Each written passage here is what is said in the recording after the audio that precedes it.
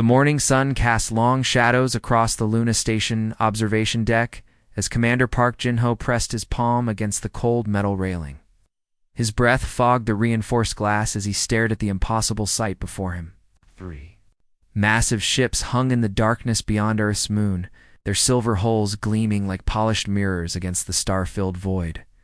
"I never thought I'd see this day," whispered Dr. Kim Sora as she joined him at the window.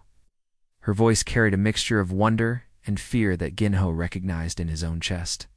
The alien vessels were enormous, each one dwarfing even the largest space stations humanity had ever built. The first message had arrived exactly 72 hours ago, transmitted on every frequency Earth used for communication. Jin-ho remembered the moment perfectly. He had been reviewing supply reports when every screen in the station suddenly displayed the same image. A tall, graceful being with features that seemed almost human but refined beyond natural possibility. "Greetings, children of Earth," the being had said, its voice carrying warmth and ancient wisdom. "We are the Karathi. We come in peace, seeking knowledge and friendship among the stars." The creature called itself Ambassador Veltar, and it spoke with perfect pronunciation in dozens of Earth languages.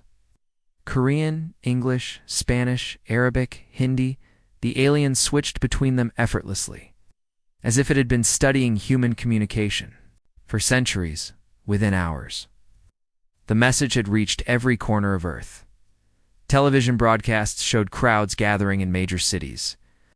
Their faces turned skyward with expressions of joy and amazement. World leaders held emergency meetings not to discuss defense strategies, but to plan welcome ceremonies. Children drew pictures of the elegant aliens with crayons and markers, imagining peaceful meetings between species. "Look at them," Sora said, pointing to the ships. "They're maintaining perfect formation. Everything about them suggests discipline and intelligence." Jin-ho nodded, but something nagged at him. The ships were beautiful, almost too beautiful. Their designs seemed calculated, to inspire awe rather than fear. Every curve and angle appeared designed to make humans feel comfortable and welcomed. Down on Earth, President Chen had announced the formation of the Global Welcome Committee. The United Nations held sessions about cultural exchange protocols and gift-giving traditions. Social media exploded with theories about alien technology and the bright future that waited humanity among the stars. The Karathi had promised much.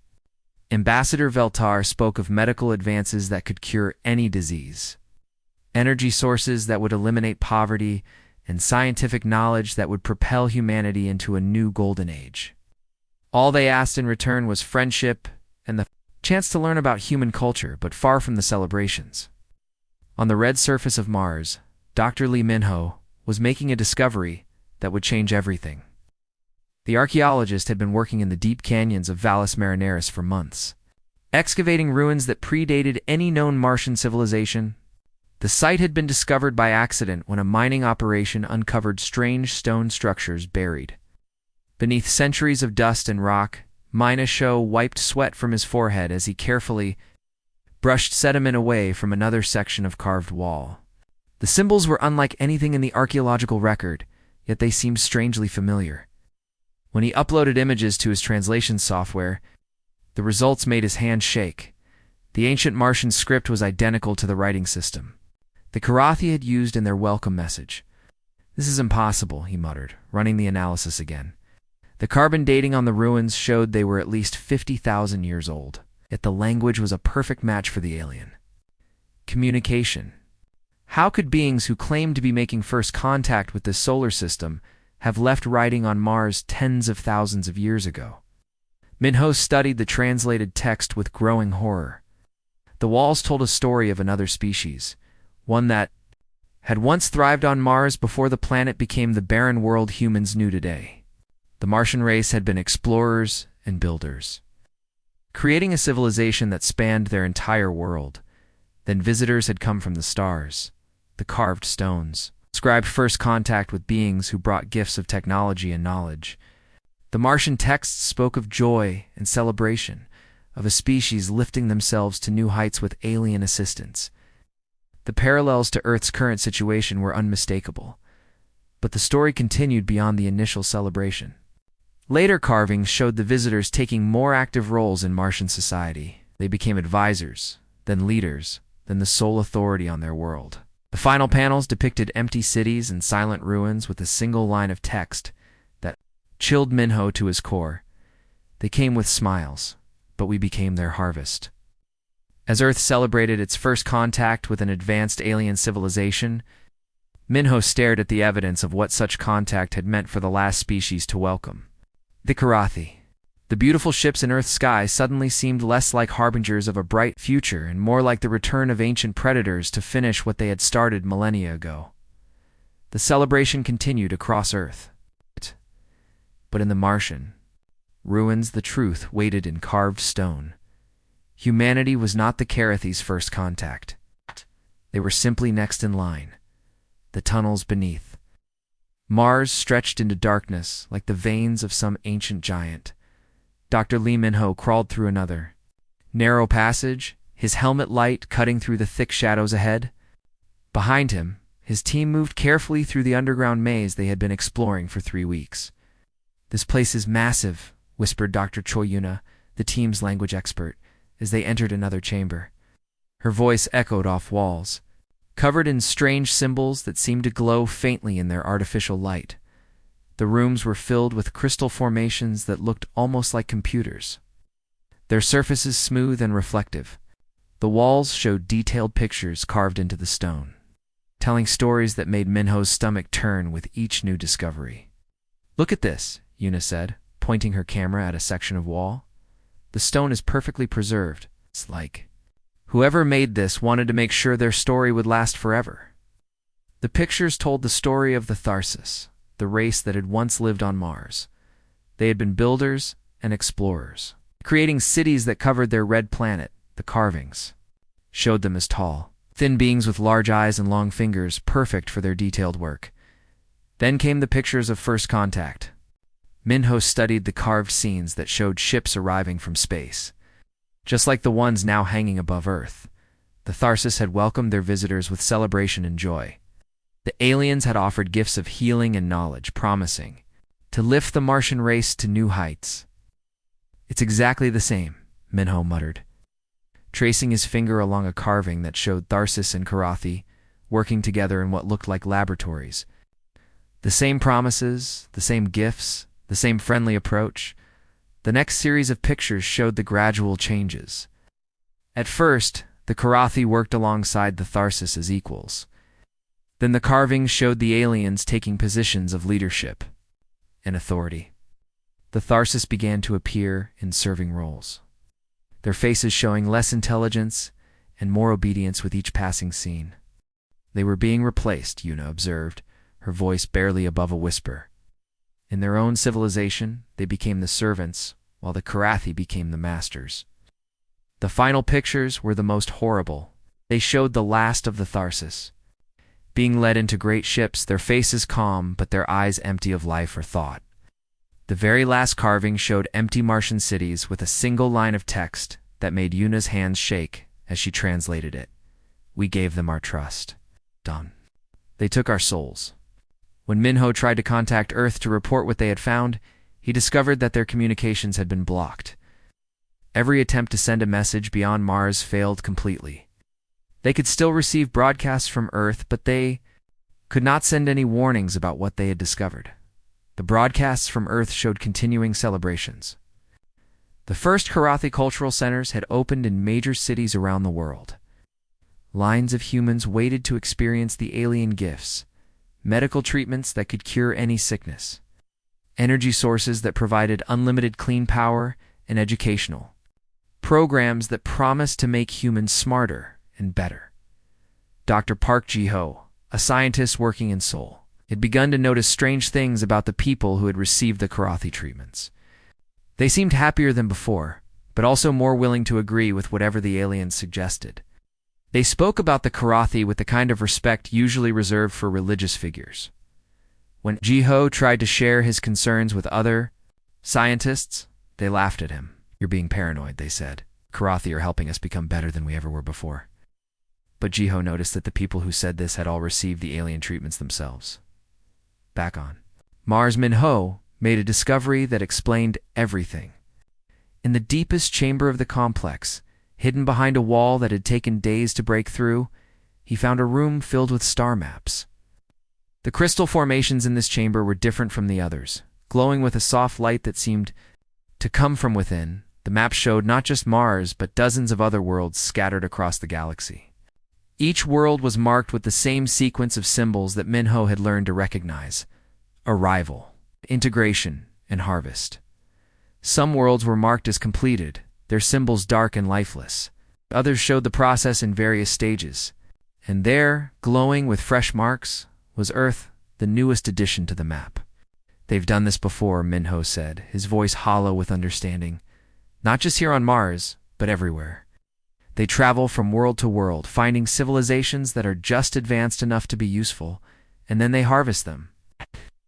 Crystal formations around the room pulsed with gentle light, and Minho realized they were not just decorative, they were records, storing the memories and knowledge of every civilization the Karathi had encountered. The Tharsis had not just been killed, they had been absorbed, their entire culture and knowledge added to the Karathi collection as Earth celebrated its bright future with their new alien friends. Minho stood in a tomb that contained the memories of dozens of civilizations that had made the same mistake. The Karathi had not come to Earth as friends. They had come as farmers, ready to harvest another crop. The old mining relay station on Mars had been forgotten for years, its equipment considered outdated and worthless.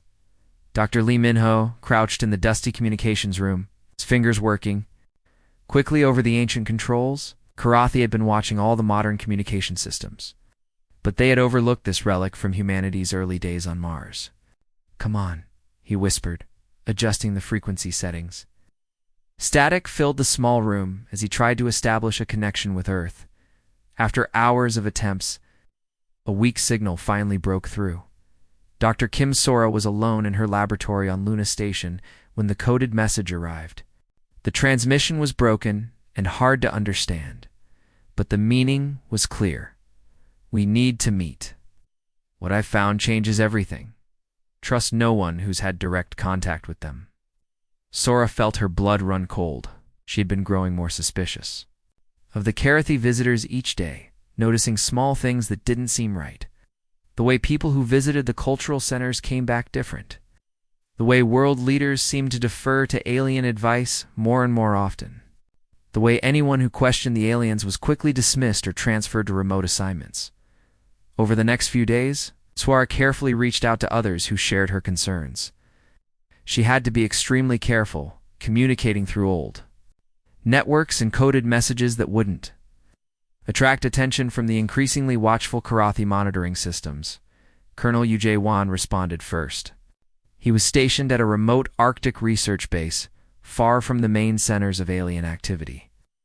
"I've been tracking personnel changes," he wrote in his encrypted message. "Anyone who visits the cultural centers comes back different, more cooperative, more willing to follow orders without question." Dr. Ruhana was next to join their secret network. She was a psychologist who had been studying the alien integration programs, but her reports kept disappearing from official channels. "The behavioral changes are subtle, but consistent," she explained. "People aren't becoming zombies, but they're losing their ability to question authority, especially alien authority." The group arranged to meet in an abandoned section of Luna Station, a storage area that had been sealed off years ago during construction.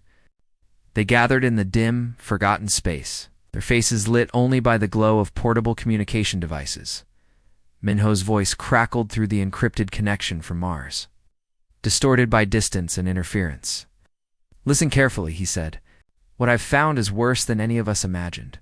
The Karathi have been doing this for thousands of years, traveling from world to world, harvesting entire civilizations." He shared the evidence from the Martian ruins, describing the star maps and the records of dozens of destroyed worlds. "It's not just Mars," he continued. "I found similar evidence on Europa, Titan, even in some of the asteroid mining sites. They find a species that's just beginning to explore space, offer them gifts and knowledge, then slowly take over their society." Sora shared her own frightening discovery.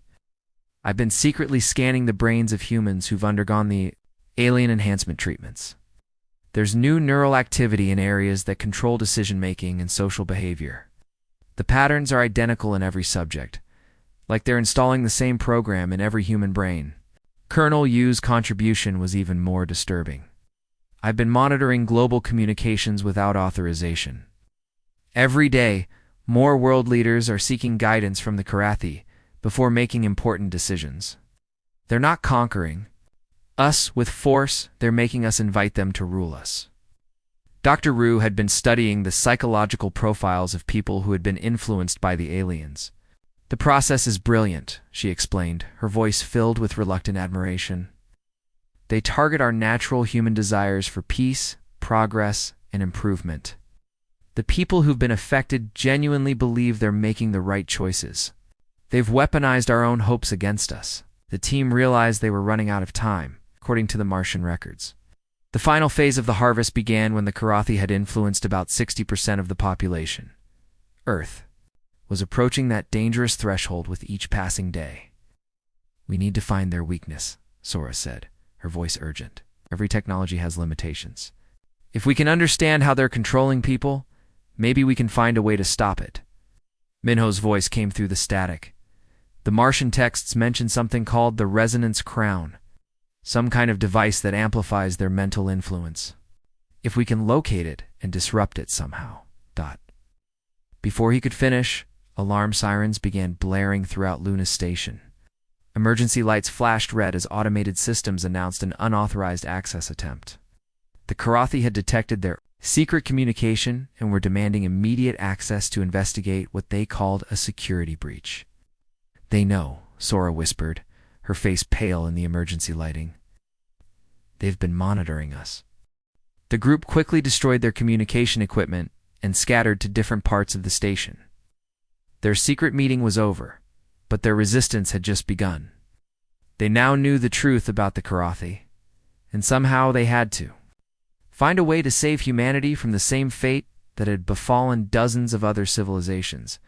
As Karathi security forces approached Luna Station, the small band of humans prepared for their first real test against an enemy that had been perfecting their harvesting techniques for millennia, the maintenance tunnels beneath. Luna Station had become Dr. Kim Sora's new home. She crawled through the narrow metal passages, her knees scraping against the cold floor as she moved between hidden rooms filled with salvaged equipment. The air was stale and recycled, but it was better than being caught by the Karathi security teams that now patrolled every public area of the station. Movement in Sector 7, whispered Dr. Choi Yuna through their short-range communicator. The linguist had become their lookout, watching for alien patrols from hidden observation points. 3 Karathi guards, moving toward the communications. Sora pressed herself against the tunnel wall and held her breath. Above her, she could hear the soft footsteps of the alien security team as they searched for signs of human resistance. The Karathi had been hunting them for 3 weeks now, ever since their secret meeting had been discovered. On the other side of the solar system, Colonel Yu Jae-won was facing his own challenges. The Arctic Research Base had become his fortress.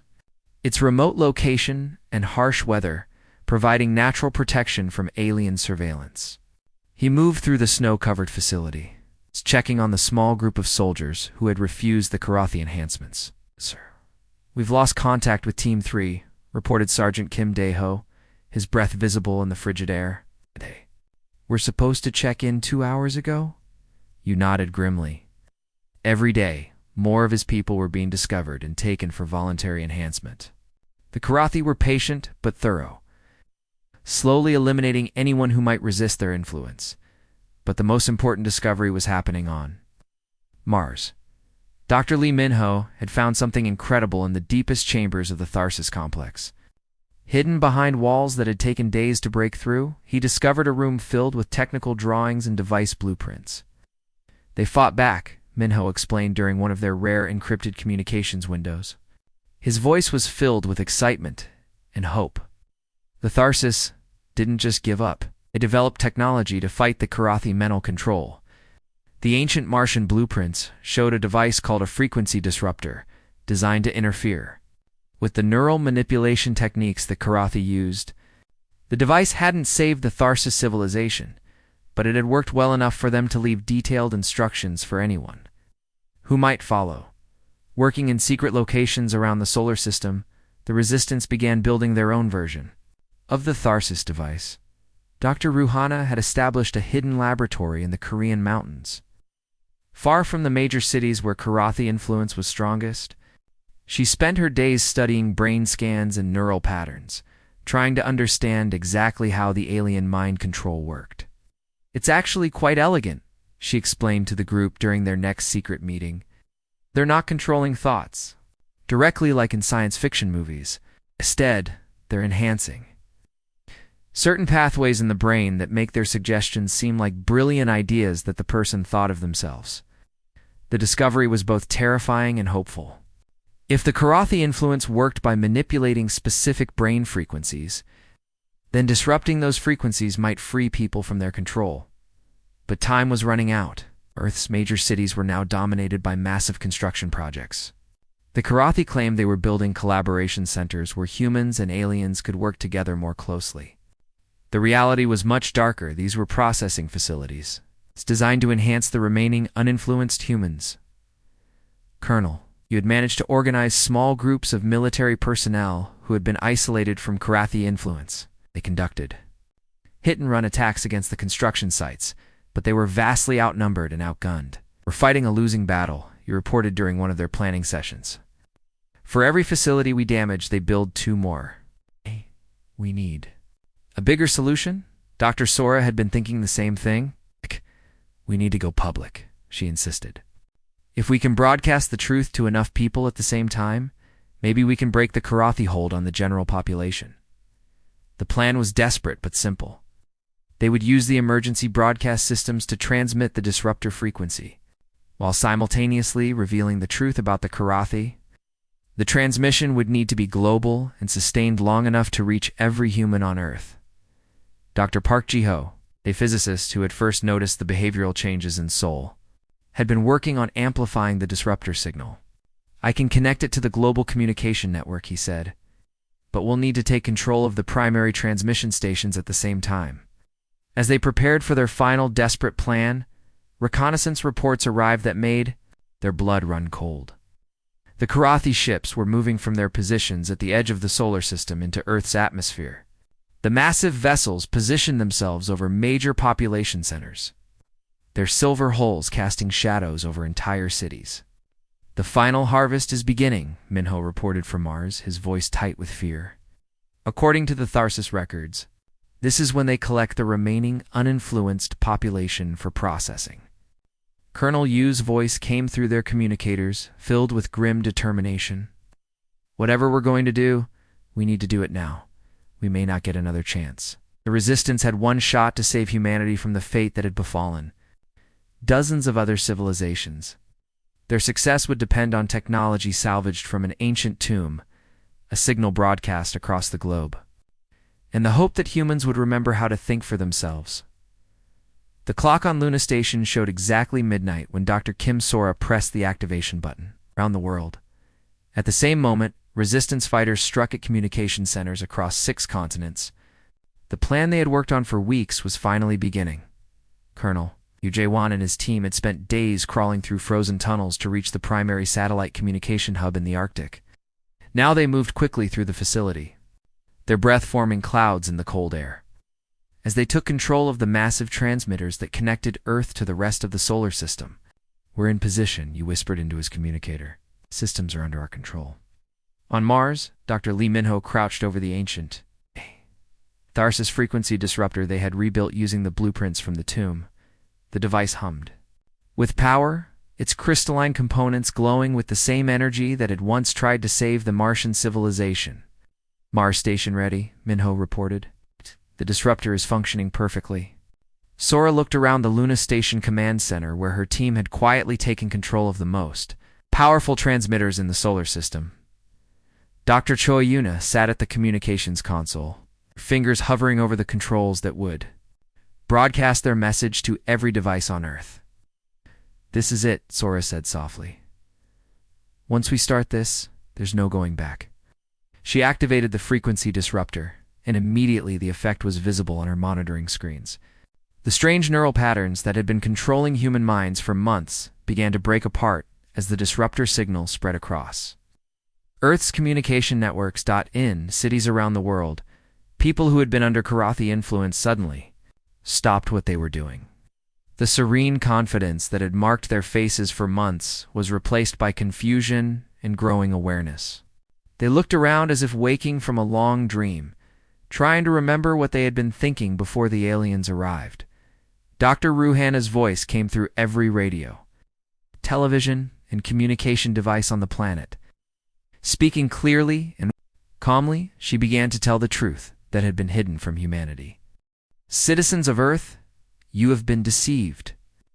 The beings you welcomed as friends have been manipulating your minds, preparing to harvest our species as they have done to countless others across the galaxy.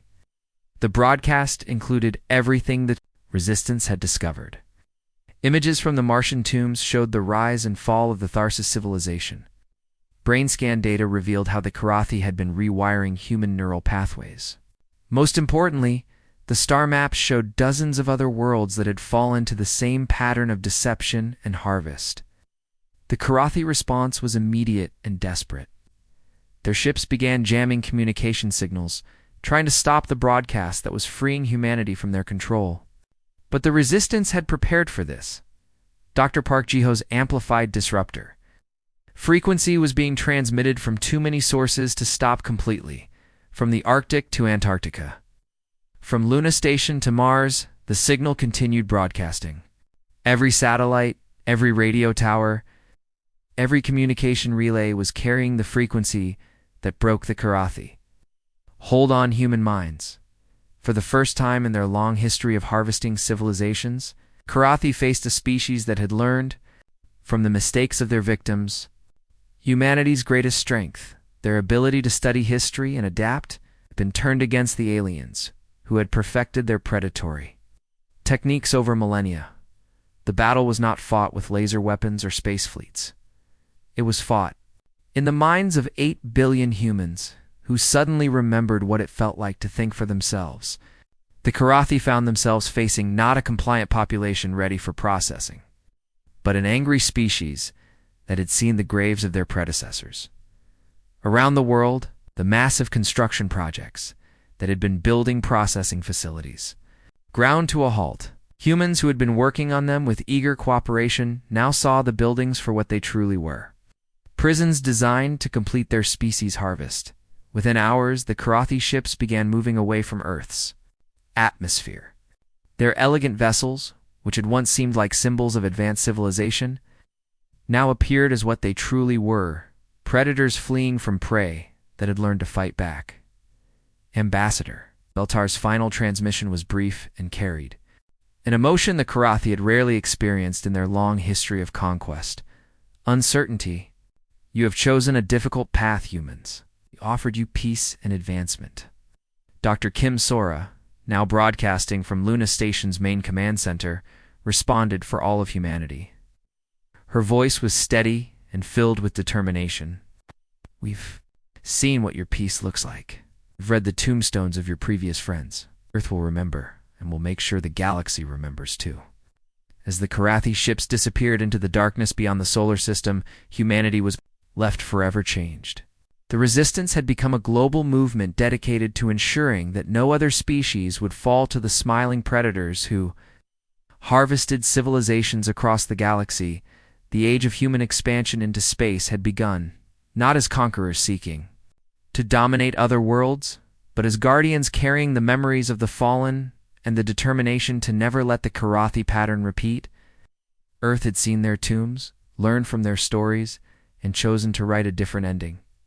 The galaxy would never be the same.